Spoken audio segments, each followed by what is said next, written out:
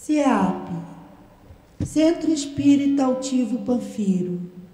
Uma casa de amor. Boa noite.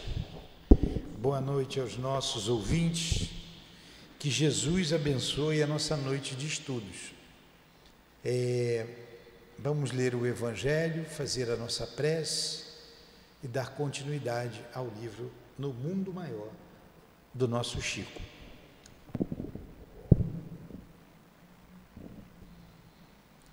Amar o próximo como a si mesmo, fazer aos outros o que desejamos que os outros façam por nós, é a expressão mais completa da caridade, pois resume todos os deveres para com o próximo. É o capítulo 11, Amar o próximo como a si mesmo. Item 4.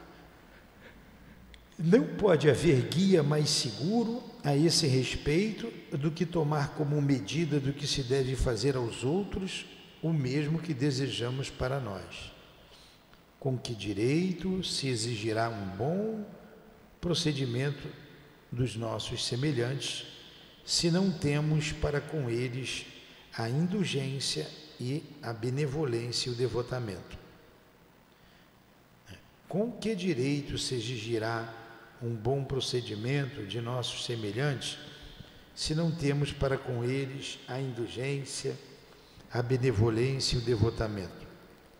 A prática desses ensinamentos conduz à destruição do egoísmo. Quando os homens os usarem como regra de comportamento e como base das suas instituições, compreenderão a verdadeira fraternidade e farão reinar entre eles a paz e a justiça. Não haverá mais ódios nem divergências de opiniões, mas união, concórdia e benevolência mútua. Mestre Jesus, muito obrigado por esta casa de amor que nos envolve a todos e que tu estás acima de todos nós, na direção dos nossos trabalhos.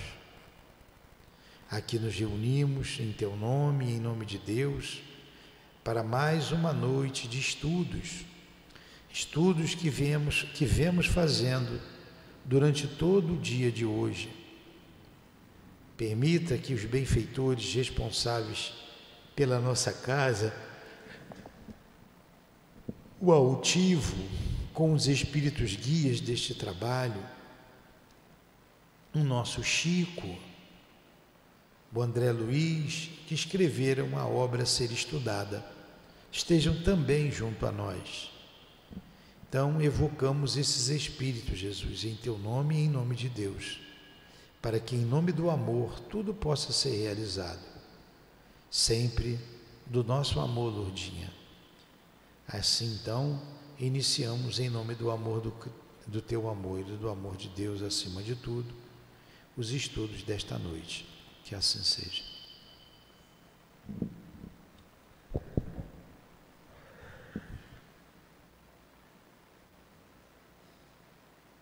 Então vamos lá. Paulinha, resume o trabalho até agora estudado. Vamos. O que você entendeu até hoje? Não entendeu nada, né? Porque você não veio, só veio hoje.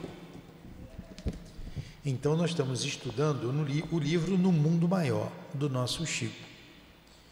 E ele começou com uma reunião no mundo espiritual, lembra? Para 1000 pessoas, 1000 encarnados, espiritualistas. Então, homens de várias religiões, teve essa reunião no mundo espiritual. Aconselho a ler, viu, Paulinha? Você comprar esse livro e ler em casa essa reunião, muito importante, muito interessante. E depois ele vem contar uma história de um crime ocorrido entre o filho, podemos chamar filho, né? Era um filho adotivo, ele tinha como filho, e o pai. Estudamos sobre a mente o André Luiz fez um estudo sobre a mente, do encarnado, do desencarnado, e os dois estavam jungidos nesse ódio. E como que tudo aconteceu?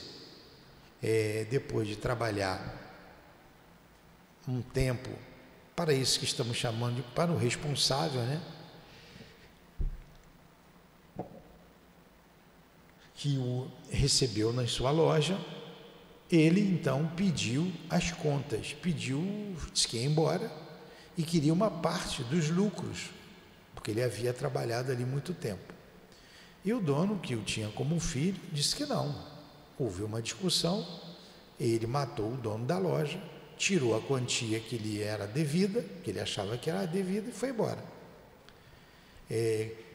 No dia seguinte, ele chegou no horário habitual ao seu trabalho, porém a loja estava fechada, ele deixou o dono lá dentro, morto, e foi chamar a polícia, dizendo: a loja está fechada.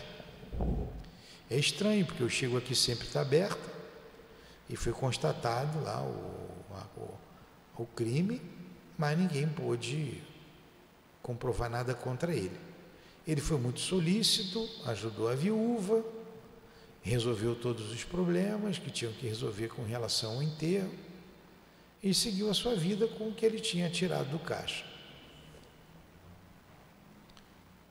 Casou, teve vários filhos, 5 filhos, né? Coloca aqui, mas atormentado o tempo inteiro com o que tinha ocorrido. Se dedicou muito ao trabalho para tentar esquecer, mas não esquecia, porque o espírito estava jungido a ele.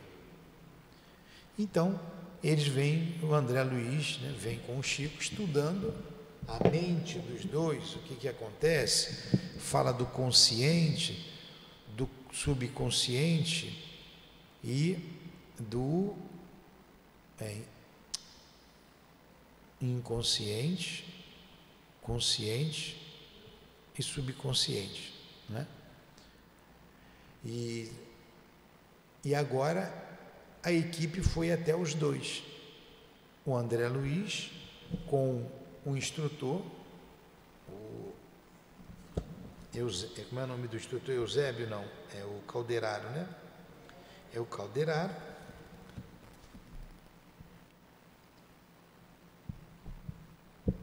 E encontra, isso aqui a gente vai sentindo os espíritos perto da gente, né? Vai até a gente acostumar um pouquinho. E ele encontra então o quadro da perseguição espiritual, começa a conversar com eles, né? Porém, o André Luiz pergunta: por que a gente não afasta esse espírito daqui? Acho que não chegou a começar a conversar não, ou começou? Ainda não, a gente vai ver já já. Aí ele diz: eu não posso fazer isso, porque eu não tenho amor suficiente para ajudar esses irmãos. Só quem tem muito amor. E chega a irmã Cipriana. Estou melhor do que você hoje, Elaine, os nomes estão na cabeça. Ele chama Cipriana, essa que muito sabe amar, para resolver o caso. E aqui nós paramos semana passada, exatamente aqui, não foi? Então vamos lá.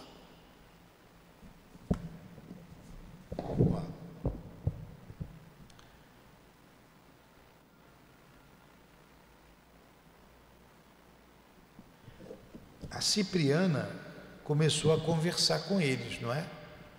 E ela diz assim: passada a longa pausa, Cipriana abriu os braços maternos e acrescentou: levanta-te e vem a mim, sou tua mãe espiritual, em nome de Deus. O enfermo de olhos brilhantes e lacrimosos ergueu-se qual menino sensibilizado no coração, sensibilizando-nos o coração, exclamou: merecerei tamanha graça? Como não, filho meu? O Pai não nos responde às súplicas com palavras condenatórias. Acercamo-nos de ti em nome dele, nosso Supremo Senhor. Eu acho que vale a pena a gente voltar um pouquinho para relembrar esse diálogo de Cipriana com ele, não vale?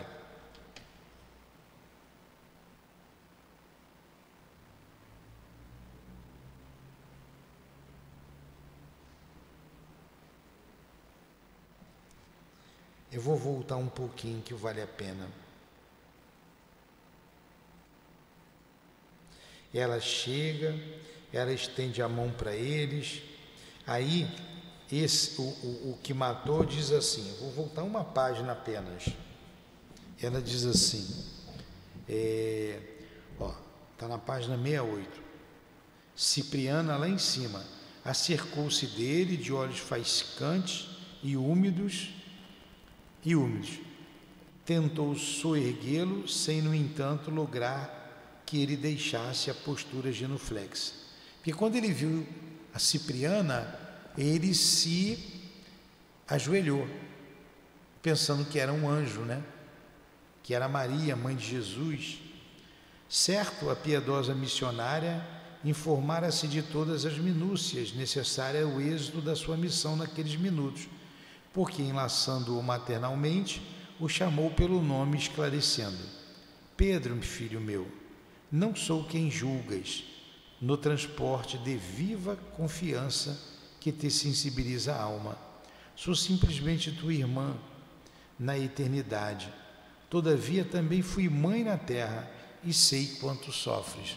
Ele pensava que era a Virgem Maria, não é isso? O interpelado ergueu os olhos súplices, fitando-o através do espesso véu de lágrimas. Embora visivelmente animado pelas declarações ouvidas, manteve-se em posição reverente e humilde. Matei um homem, exclamou desabafando-se.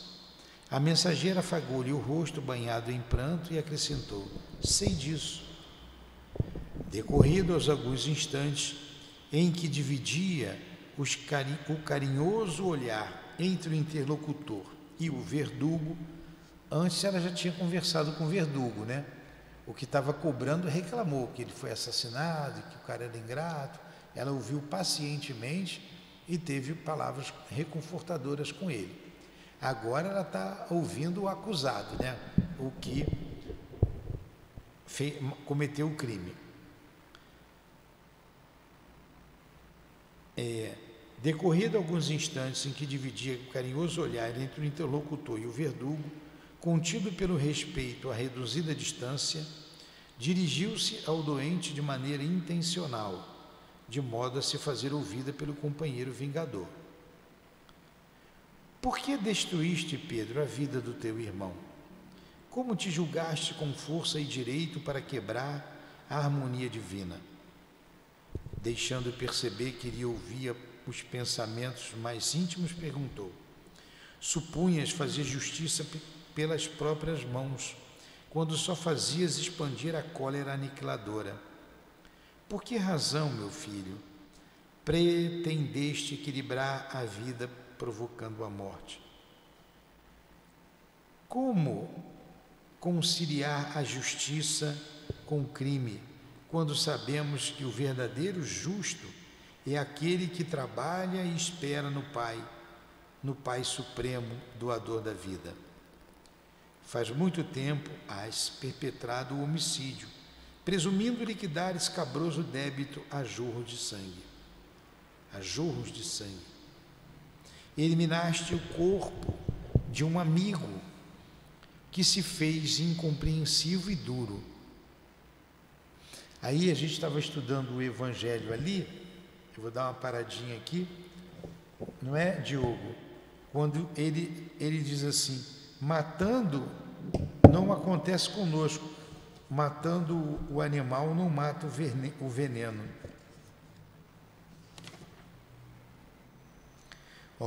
Há na prática, agora o Evangelho, há na prática do perdão e na do bem em geral, mais que um efeito moral, há também um efeito material. Seu Evangelho segundo o Espiritismo, capítulo 10, item 6. É que a gente acabou de estudar ali, então está fresquinho na cabeça, né? No item 5, ele fala: reconciliai-vos o mais cedo possível com o vosso adversário, enquanto estáis a caminho com ele, para que não suceda que o vosso adversário vos entregue ao juiz, e que o juiz vos entregue o ministro da Justiça, e que sejais posto na prisão. Em verdade vos digo que não saireis de lá, enquanto não houverdes pago até o último centavo. A prisão é o corpo físico, o juiz é a nossa consciência. E a gente vê que o rapaz aqui está preso na sua própria consciência. Está entendendo agora, Diogo? Que exemplo, né, formidável para nosso entendimento desse item assinalado por Mateus. E Kardec faz o seguinte comentário no item 5, a gente leu o item 4. Olha o que Kardec diz. Há na prática do perdão e na do bem em geral, mais que um efeito moral, há também um efeito material, porque um espírito se aproxima do outro. Como se sabe, a morte não nos livra dos nossos inimigos. Os espíritos vingativos muitas vezes perseguem com seu ódio, além do túmulo, aqueles contra os quais conservaram o seu rancor. É por essa razão que o provérbio morto o animal, morto o veneno é falso quando se aplica ao homem.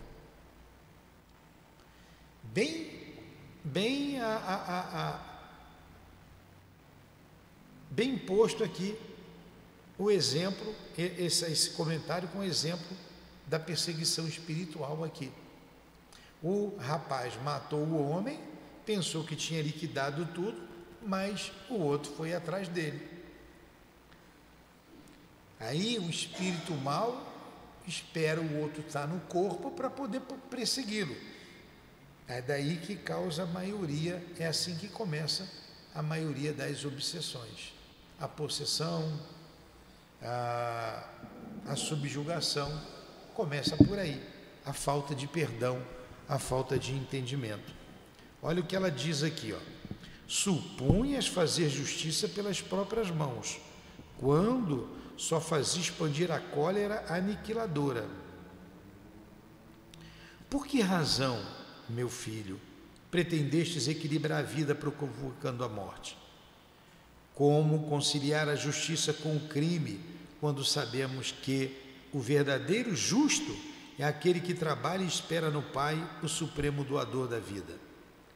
Faz muito tempo há-se perpetrado o homicídio, presumindo liquidar o escabroso débito a jorro de sangue. Plural de jorro, é jorros ou jorros? Acho que é jorros, né? O português é difícil, né? Jorros de sangue, eu acho que é jorros. Eliminaste o corpo de um amigo que se fez incompreensível e duro. Todavia, desde o trágico instante, ouves a consciência, olha aí a consciência, olha aí o acusador aí, ó.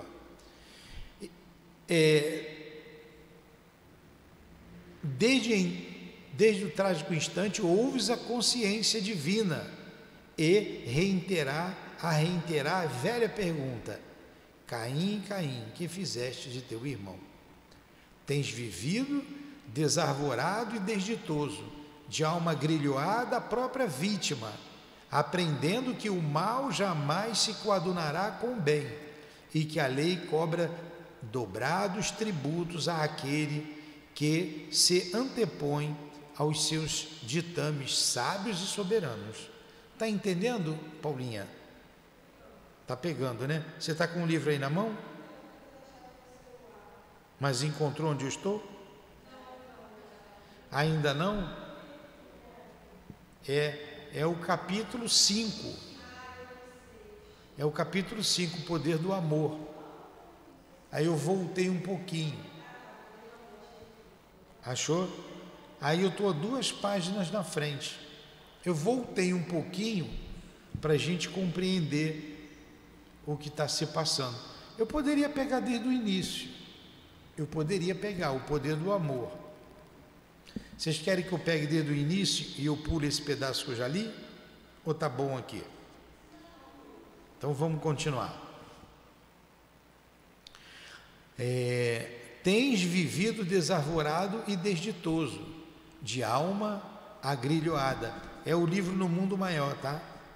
Estou no capítulo 5.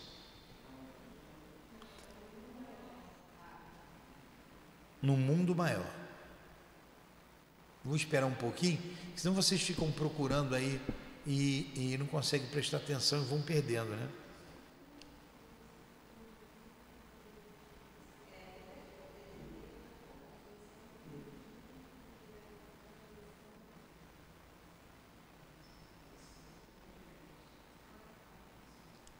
Ó, destruístes a paz.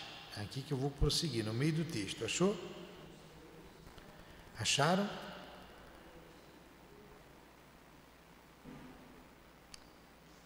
Destruíste a paz de um companheiro e perdestes a tranquilidade própria. Está entendendo, Diogo? Pô, perfeitamente, né? Com o estudo ali que a gente fez. Acharam? Todo mundo achou? Destruístes a paz de um companheiro e perdeste a tranquilidade própria. Suprimiste-lhe o veículo físico, mas perambulas algemado ao teu, sentindo o qual pesado fardo. Achou? Achou, Paulinha?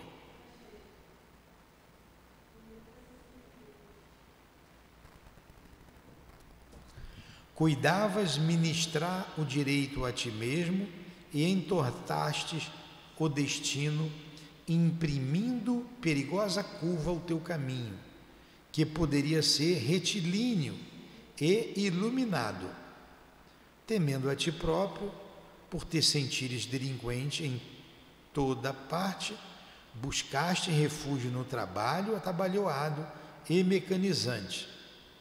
Conseguiste dinheiro que nunca te pacificou o ser.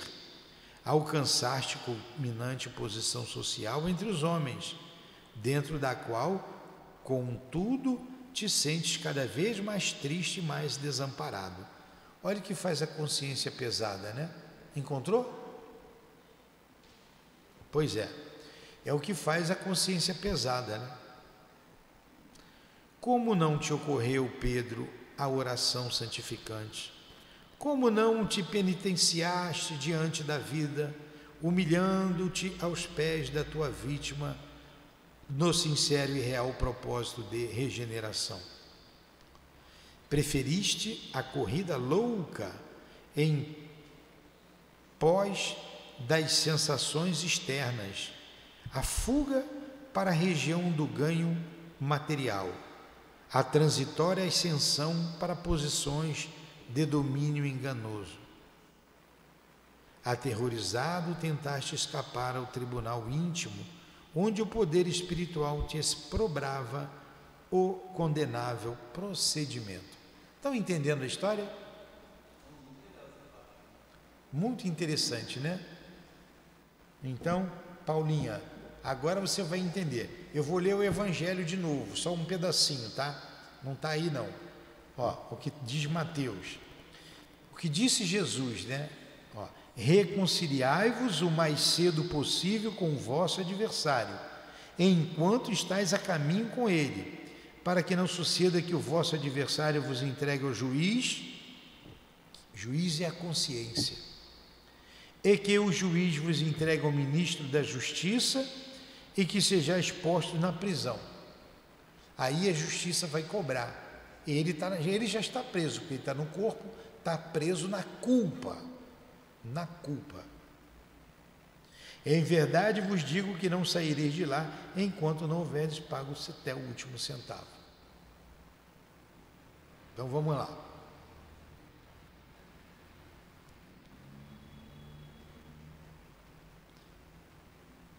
Pedro, né, a oração santificante. Como não te penitenciaste diante da vida, humilhando-te aos pés da tua vítima, no sincero e real propósito de regeneração?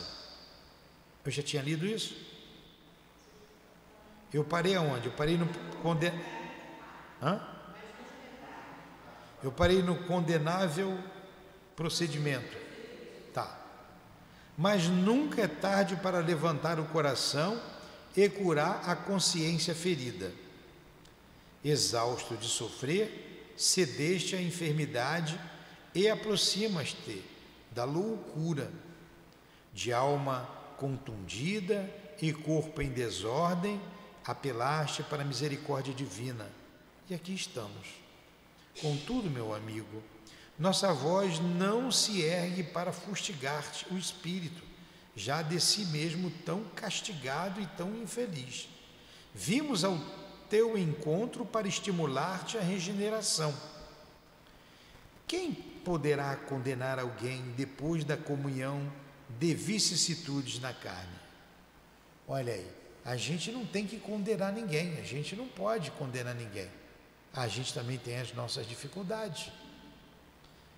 Quem se sentirá suficientemente puro e santificado para tirar a primeira pedra, mesmo depois de haver atravessado a fronteira de cinza do sepulcro? Quem de nós terá passado incólume nas correntes do pântano? O espírito é bondoso, mas muito humilde, né? Não, Pedro.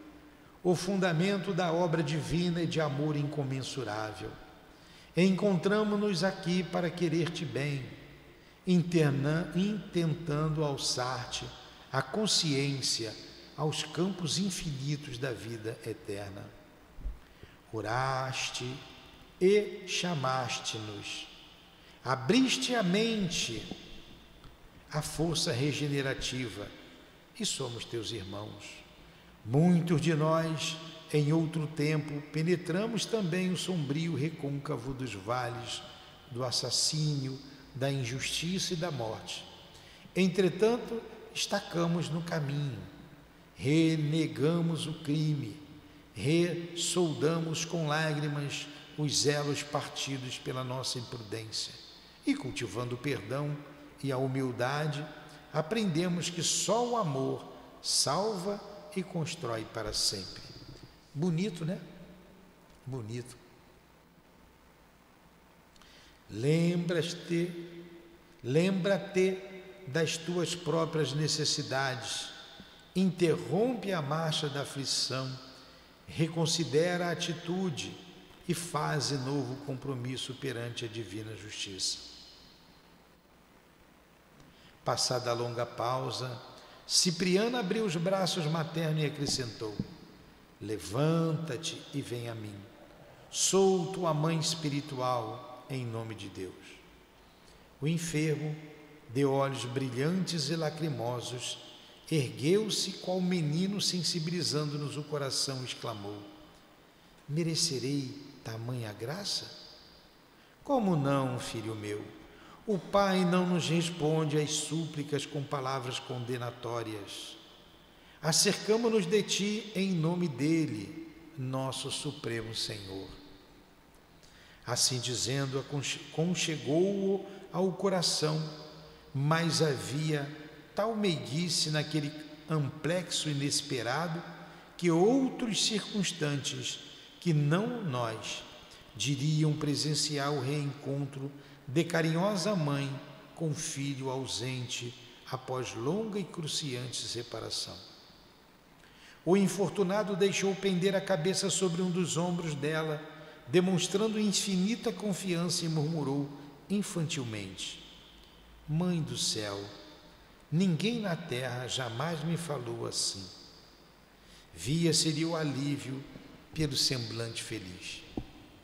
Cipriana a mimou bondosa e explicou: é imprescindível aquiete a mente afogueada, depositando nas mãos do Senhor as antigas angústias. A essa altura, voltei a Calderaro,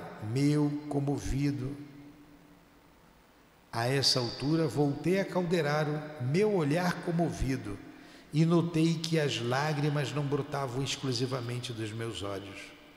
O companheiro tinha-as abundantes e a lhe deslizarem da face calma. Olha o que faz o amor, né? O que faz o amor. Tocado por minha silenciosa indagação, falou-me em voz apenas perceptível: Praz a Deus, André, possamos também aprender a amar, adquirindo o poder de transformar os corações. A emissária que parecia não se dar conta de nossa presença, avançou para o verdugo, sustentando Pedro nos braços, como se fora um filho doente. O perseguidor aguardou-a ereto e altivo, revelando-se insensível às palavras que nos haviam dominado os corações. A missionária, longe de intimidar-se, aproximou-se, tocando-o quase, e falou humilde: que fazes tu, Camilo, cerrado à comiseração? O algoz, demonstrando incomensurável frieza, retorquiu cruel: que pode fazer uma vítima como eu, senão odiar sem piedade? Olha aí, Joe, que nós estávamos estudando, né? Olha o ódio, a vítima que não quer perdoar. Odiar? Tornou Cipriana sem se alterar. Sabes a significação de tal atitude? As vítimas inacessíveis ao perdão e ao entendimento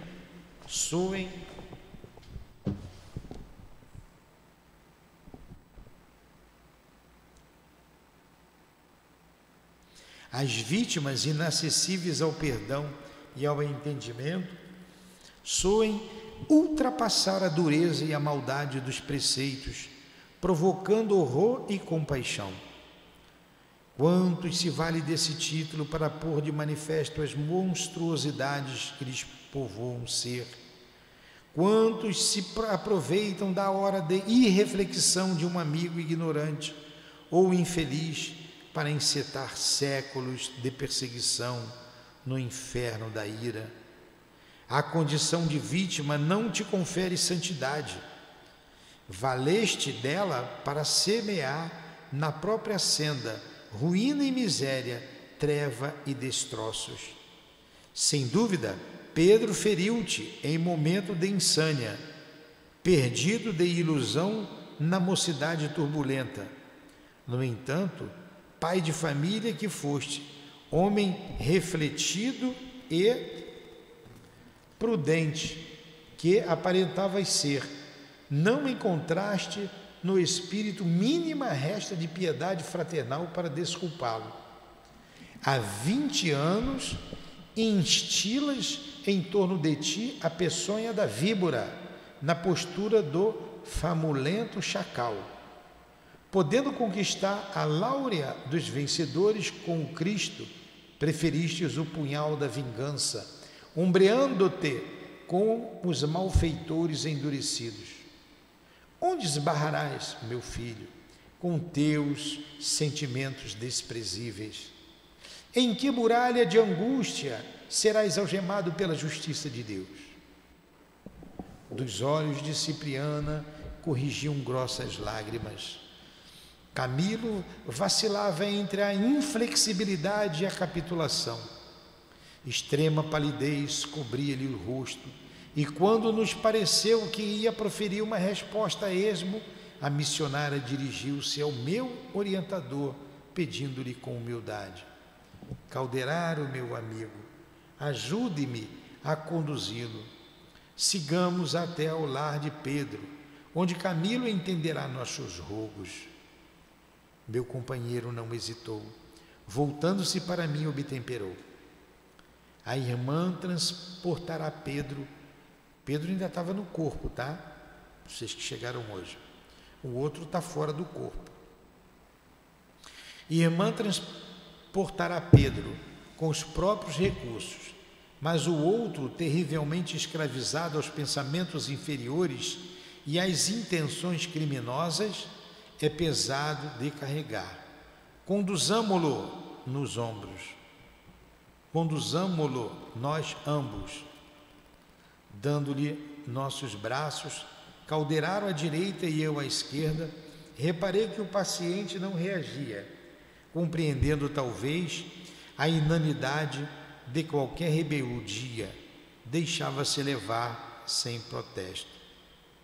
Colocamo-nos assim em jornada rápida. Em breves minutos penetrávamos confortável residência, onde uma senhora, na sala de estar, tricotava junto de 2 filhos pequeninos. A conversação doméstica era doce, cristalina. Mamãe, dizia o menorzinho, onde está o Nazareno? Desculpem, olha, eu estou ficando velho e cego, hein? Eu tenho que ir ao oculista. Mamãe, dizia o menorzinho, onde está o Neneco? Voltou ao serviço. E Celita? No colégio. E Marquinhos? Também. Eu queria todo mundo aqui em casa. Para quê? Indagou a genitora sorrindo. Sabe, mamãe, para rezarmos para o papai. A senhora reparou ontem à noite como estava aflito e abatido? A jovem matrona transluziu certa angústia nos olhos, mas objetou em tom firme. Confiemos em Deus, meu filhinho. O médico recomendou-nos tranquilidade. Estou convencida de que a providência nos ouvirá.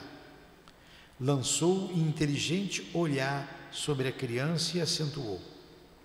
Vá distrair-se, Guilherme, vá brincar.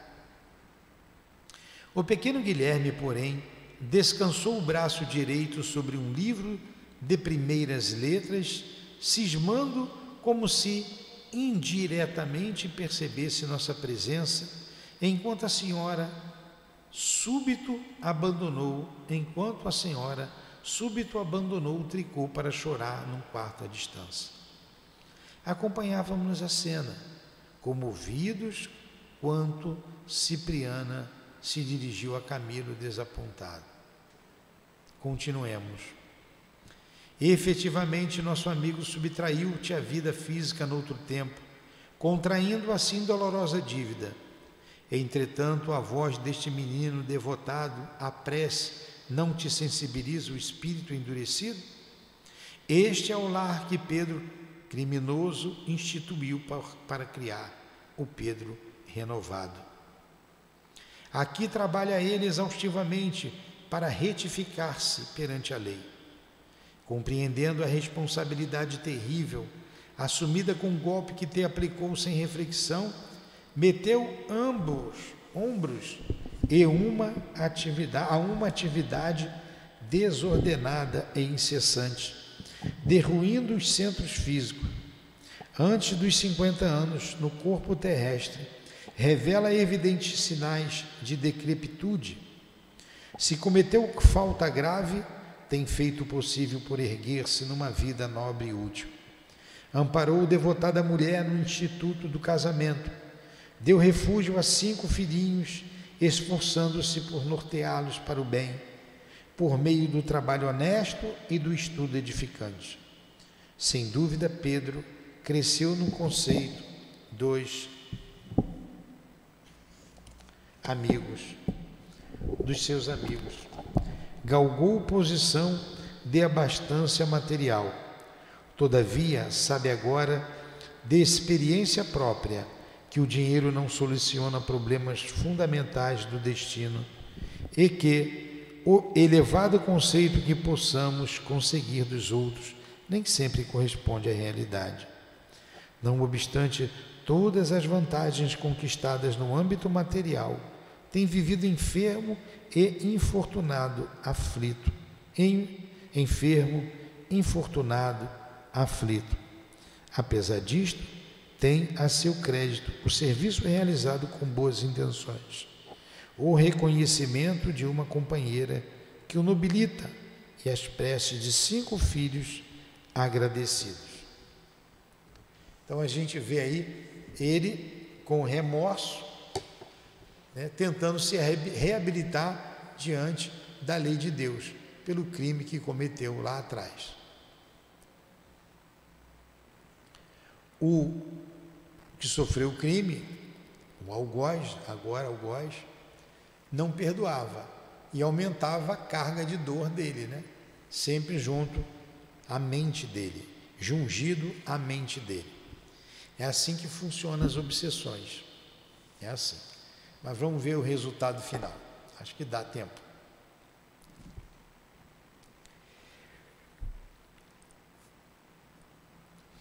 Contudo, Camilo, é aqui, não é? Hã? Ah, tá. Quanto a ti, o que fizeste? Faz precisamente 20 anos que não abrigas outro propósito senão o de extermínio. O desforço detestável tem sido o objeto exclusivo de teus intuitos destruidores. Teu sofrimento agora nasce da volúpia da vingança. Vale a pena ser vítima, receber a palma santificante da dor, para descer tanto na escala da vida? A benfeitora fez breve pausa, fitou compadecidamente e prosseguiu. Agora você vê, o nosso irmão Camilo, ele esqueceu a família dele, os filhos, a esposa dele, que ele também tinha esposa, ele também tinha filho. Ele deixou tudo de lado para se vingar. Ele estava ali nesse propósito há 20 anos. Há 20 anos. Porém, a gente vê perseguições aqui de séculos. Séculos seculares. Aqui na nossa casa. O espírito esqueceu toda a família, esqueceu tudo, se perdeu de todo mundo. Ele perde até a sua forma física, se transformando num ovoide para perseguir o outro. Ele esquece tudo pela vingança. Aí você precisa despertá-lo. Olha só, cadê a sua família? Cadê a sua esposa, seus filhos, seu marido? Sua mãe? Onde está? Onde estão eles? Para despertar o espírito por um outro raciocínio, levá-lo a um outro raciocínio para ele se desprender da vítima, porque a vítima não vive, ele só tem um propósito: destruir, enlouquecer o outro. Vamos lá.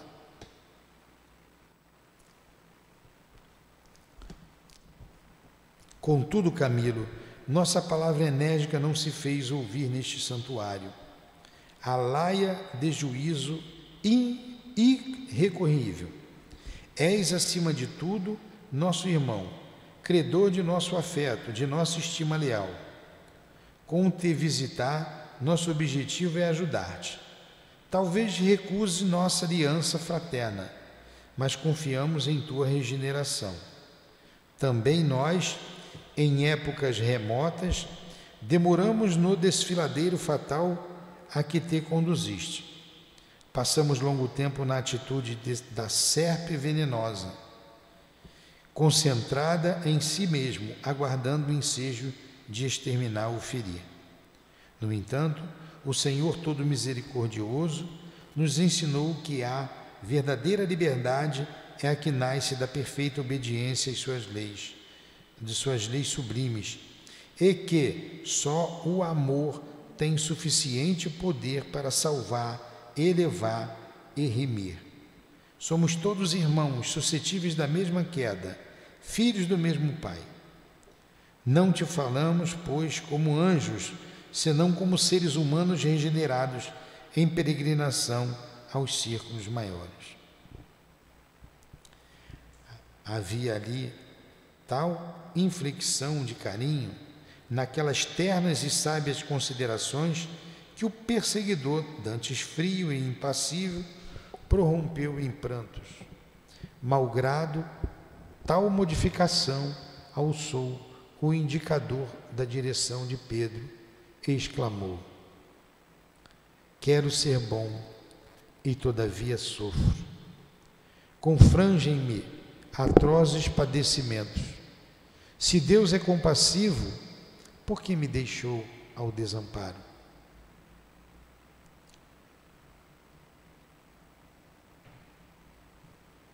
Aqueles soluços a explodirem-lhe da alma torturada feriam-me fundo o coração. Como não chorar também ali ante aquela cena simbólica?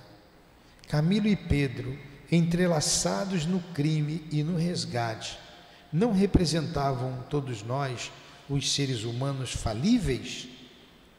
Cipriana, tolerante e maternal, não personificava a compaixão divina, sempre inclinada a ensinar com o perdão e a corrigir pelo amor? Aí vocês, no início da história, estavam assim, esse perseguidor duro e cruel, e o outro, o coitadinho que estava sofrendo. Na verdade, os dois sofriam, os dois mereciam compaixão, os dois, ambos. E se você, nesses casos, não falar com amor, não tem resultado. Se você pode não saber falar corretamente, mas se você tiver amor, você convence. Se você falar muito bem, colocar as palavras muito bem, conhecer o Evangelho, enquadrar no Evangelho, mas se não tiver amor, nada se constrói, nada toca o outro. A gente tem aqui a prática do que nossa irmã Cipriana está fazendo. Então ele queria era ajuda, No fundo ele queria também um colo. A gente vai parar por aqui. Não vai dar tempo de ver o capítulo todo.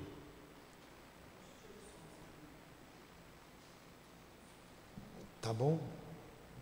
Vamos parar aqui. Ouvindo a palavra do verdugo, a missionária observou. Vamos parar aqui.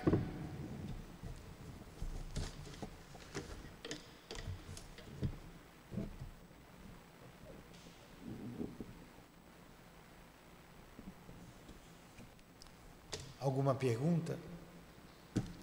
Não tem nem o que explicar, Bem claro.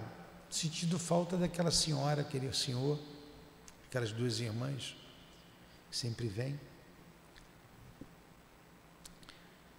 Jesus, muito obrigado pela noite de estudos. Muito obrigado ao nosso irmão Chico, ao André Luiz e a todos os presentes que nos ajudaram, nos protegeram, nos inspiraram. Obrigado, Lourdinha, pelo teu amor, altivo também pelo teu amor, pelo amor de vocês todos junto a nós. Muito obrigado. Pedimos por esses espíritos que estão nessa história, que sofrem e que sofreram, misericórdia e esperança para eles. Que Deus os envolva, que Deus nos envolva a todos nós que aqui estamos a estudar. Em nome do amor de Deus, nosso Pai Todo-Poderoso, em nome do amor do Cristo Jesus, do amor que vibra nesta casa, no coração desses irmãos, em nome do nosso amor, Lourdinha, pedimos a devida permissão para encerrarmos os estudos da noite de hoje. Muito obrigado ao Chico e ao André Luiz. Que assim seja, graças a Deus.